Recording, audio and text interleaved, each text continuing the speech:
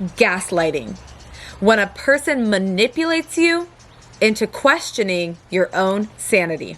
Hi, my name is Eden Gold. I'm a motivational speaker and a mental health advocate passionate about teaching you how to love yourself when our whole lives, many of us are led to believe that we shouldn't. I am passionate about bringing conversations to light that are harder to talk about so that you know that there are solutions out there if you are struggling mentally, emotionally, or physically. I first want to give you a couple of examples of gaslighting in a relationship just to put it into perspective, and then we're gonna get into the juice of the video, which is how a woman can defend herself, stand up for herself to her abuser. So some examples of gaslighting might be refusing to engage in conversation or acting like they have no idea what you're talking about. I have no idea what you're talking about, but obviously you are making zero sense. Diverting, so downplaying the credibility of the gaslightee and maybe saying things like, there's just another idea that you got from your stupid friends. A third example of gaslighting might be lying. Convincing you that nobody cares about you or they would have called you by now. Trying to convince you of the quality of your relationships and other means of lying in order to get inside of your head. These are just some of the many tactics abusers use to try and gain control over the victim. How can you, as a young woman, find your strength, regain your control, and stand up to the person whom is emotionally abusing you? Well, you know I got you covered with some answers and solutions to this. But before we do that, let's take a little break and say that if you think this video is value so far or can help somebody who is experiencing gaslighting identify it and know what to do moving forward, let's help get this video to 30 likes by liking this video, and it helps me in the YouTube algorithm reach more people with this information. If you didn't already know, this is a 4-part series talking about all different avenues of abuse. We're talking about relationships for a long time on this channel right now. So if you want to see those other videos or believe they can help somebody, I'll leave a link to the playlist up above and down below. But for now, it would mean the most to me if you liked my video and subscribe to your girl. All right, so let's get into what you can do as a young woman to stand up to your abuser. In my opinion, one of the first most important things to do is find resources to solidify that the things that you know are true are true. How can you do this?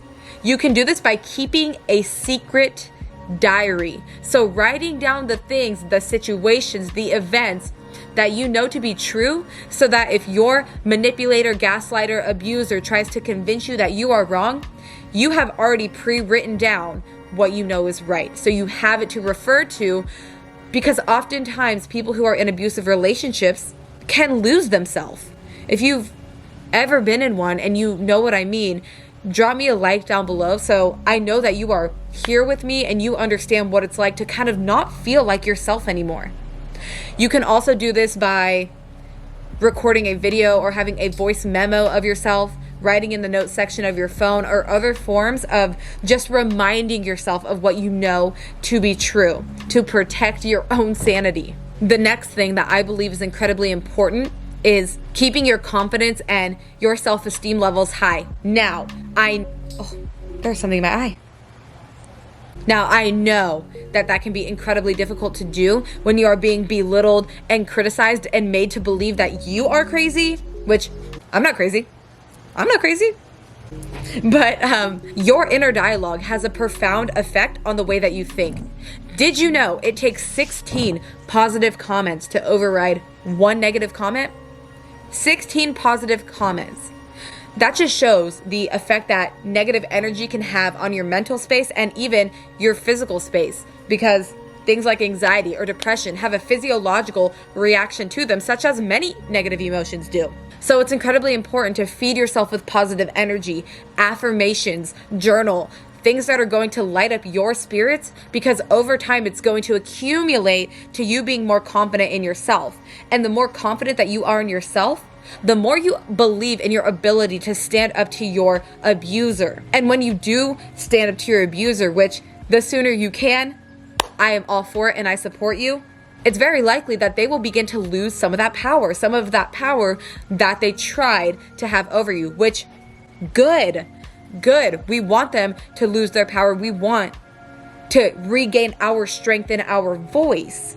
So in gaining your own confidence, you are also allowing yourself the opportunity to feel more confident in standing up to yourself and saying, I will no longer take this. I will no longer allow you to do this to me. I know, easier said than done, but it can all start through simple practices of daily affirmations. You can find them on YouTube.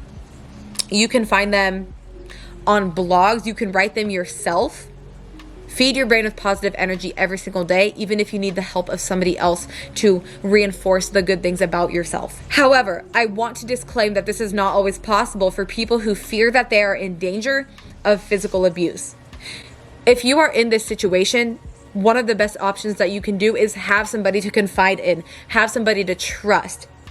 I know that it can be hard to reach out to somebody, especially when you want to justify the actions of your abuser, of your partner, whomever it is, by saying things like, oh, they're not always like this. I know they would never touch me. They didn't really mean it. These are all justifications for very toxic actions. And I encourage you to be honest with yourself about what they mean, because the more that you justify it and try to just show love to that person nonetheless, the more you're digging yourself into a hole for the sake of trying to save a relationship with somebody who is emotionally and psychologically damaged themselves. Hurt people hurt people. If somebody is hurting you, trying to control you, trying to gaslight you, there is a very high likelihood that they have gone through something, they are going through something emotionally and psychologically themselves that they have not overcame in their own life. And that kind of person is very hard to save, to cure, especially when they are so accustomed to their way of living. But you don't have to be accustomed to the abuse that you're enduring. So by being honest with yourself, you are allowing yourself the opportunity to experience freedom in no longer letting your abuser take control of you. And if you're watching this video, I know that that's what you want. Freedom for that. Or you want your loved ones to have freedom for that. So I encourage you to be honest with yourself and open up to somebody and try to just discuss the options of what would be best, whether a counselor, whether a parent, and express to them what you need. I know it might be quick for them to want to be like, you need to get out of that relationship, like da. But if you express to them that I need a very reasonable solution for that, and how can I take things slow and not jump the gun because it's a very fearful situation, then that's what you have to do. I know that doing something like this can be very challenging. It can be very embarrassing. It can be hard.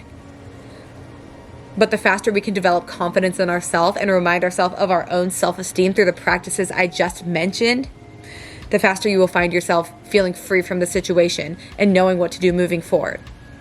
I know it's embarrassing, but the best solution is to reach out if you feel like you are in physical danger. And if not, remind yourself of your power and your strength. Remind yourself of who you are, what you know to be true.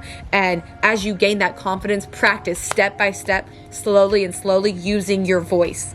And if you need some extra help in just reminding yourself of the love that you want to reconnect with yourself, I invite you all to join my private Facebook community, I Love Myself, a place to learn the things we were never taught.